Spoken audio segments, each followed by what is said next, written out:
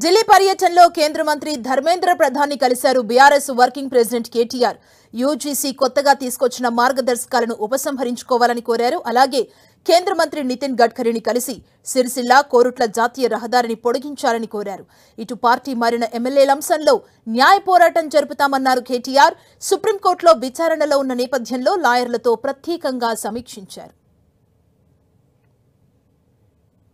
ఈ 10 మంది శాసనసభ్యులు ఎవరైతే బీఆర్ఎస్ పార్టీ నుంచి పార్టీ మారి కాంగ్రెస్ లో చేరినారో వారి అనర్హత విషయంలో కూడా సుప్రీంకోర్టు మొన్న నోటీసులు ఇచ్చిన విషయం మీకు తెలుసు.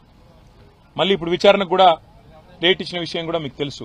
ఆ విషయంలో కూడా ఇప్పుడు మా పార్టీ యొక్క నాయకుల బృందం మా న్యాయవాదులను కూడా కలుస్తున్నాము.